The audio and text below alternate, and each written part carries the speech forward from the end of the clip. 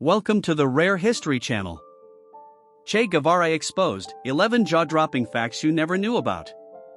The life, activism, and death of Che Guevara have solidified him as a cultural icon. A prominent communist figure of the Cuban Revolution, he went on to become a guerrilla leader in South America and was responsible for the spread of communist ideas around the world before his eventual execution at the hands of the Bolivian army in 1967. Today, he is remembered for his leftist radicalism and anti-imperialism. His commonly referred to name, Che, reflects his status as an icon so famous that he is recognized by his first name alone. Similarly, a photograph of Guevara has become globally celebrated, adorning endless t-shirts and posters worldwide, and becoming a symbol of resistance during times of war. Beneath Guevara's cult of personality, however, was a man who was a doctor, chess player, father, and poetry lover.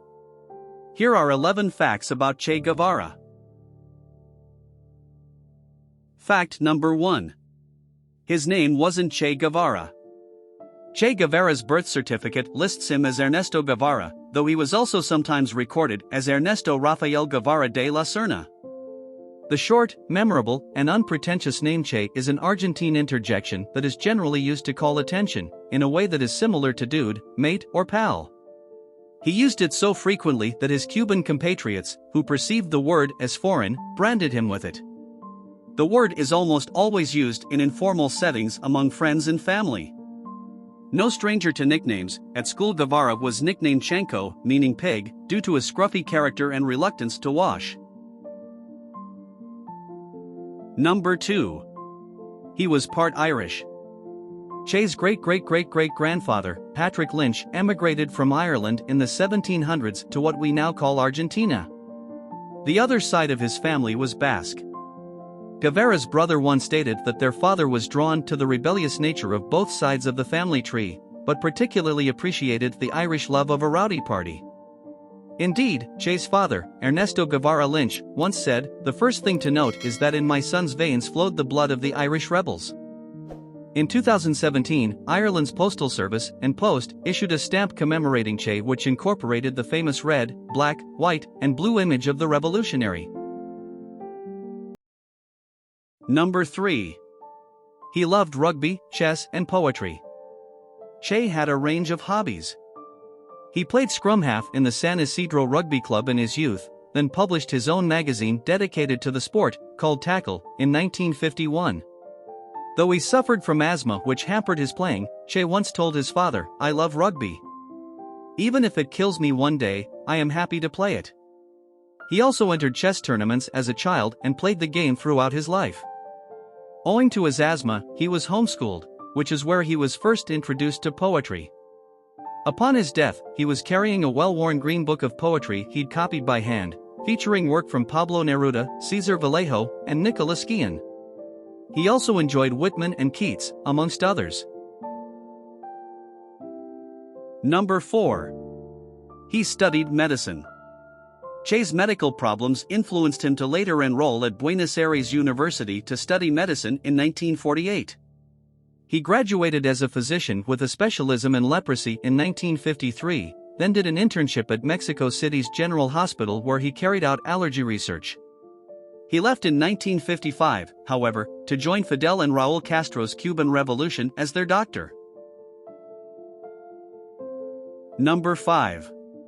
He had 5 children. Che married Peruvian economist Hilda Guerrilla in 1955 after she revealed that she was pregnant. They had a daughter, Hilda Beatriz, in 1956. Che revealed that he had fallen in love with another woman and requested a divorce in 1959. A month after the divorce was granted, Che married Cuban revolutionary Aleida March, with whom he had been living since 1958. They had 4 children, Aleida, Camilo, Celia, and Ernesto. Che's daughter Aleida later remarked, "My father knew how to love, and that was the most beautiful feature of him, his capacity to love." To be a proper revolutionary, you have to be a romantic. His capacity to give himself to the cause of others was at the center of his beliefs. If we could only follow his example, the world would be a much more beautiful place. Number 6. 2 journeys shaped his early political ideals.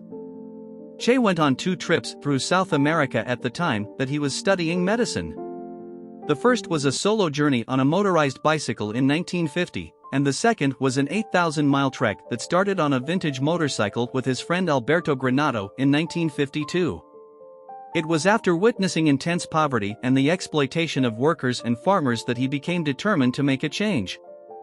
He published a book in Cuba in 1993 called The Motorcycle Diaries, which was about his second journey, and became a New York Times bestseller, which was later adapted into a critically acclaimed film.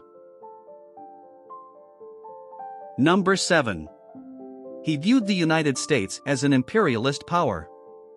Che lived in Guatemala in 1953 in part because he admired the way the president, Jacobo Arbenz Guzman, redistributed land to peasants.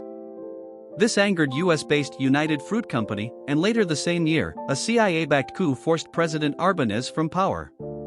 A ruling junta then elected the right-wing Castillo Armas to the presidency and restored United Fruit Company's land.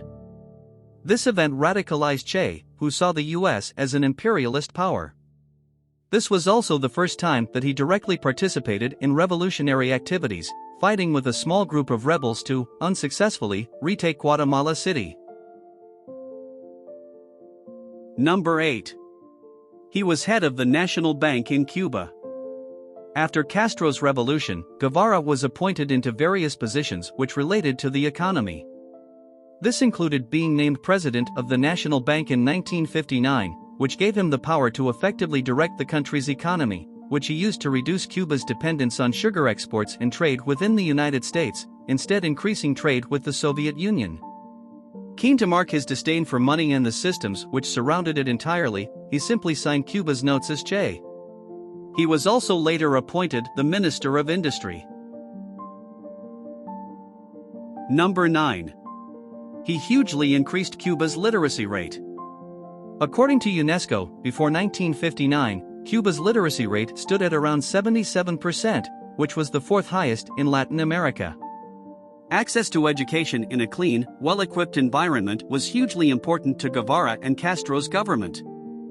In 1961, which was dubbed the Year of Education, Guevara sent out workers, known as literacy brigades, to build schools and train teachers in the countryside. By the end of Castro's tenure, the rate had increased to 96%, and by 2010, Cuba's literacy rate for those above the age of 15 was 99%. Number 10. A picture of Guevara has been named the most famous of all time. A picture of Guevara, known as Guerrilla Heroico, was named the most famous photo of all time by the Maryland Institute of Art, while the Victoria and Albert Museum has stated that the photograph has been reproduced more than any other picture in history. Taken in 1960, the picture captures a 31-year-old Guevara in Havana, Cuba, at a memorial service for the victims of the La Cuba explosion. By the end of the 1960s, the image, combined with Guevara's political activity and execution, helped solidify the leader as a cultural icon. Number 11. Guevara opposed a free press. In 1959, leftist journalist José Pardo Lara reported that Guevara told him, "We must eliminate all newspapers, we cannot make a revolution with free press. Newspapers are instruments of the oligarchy."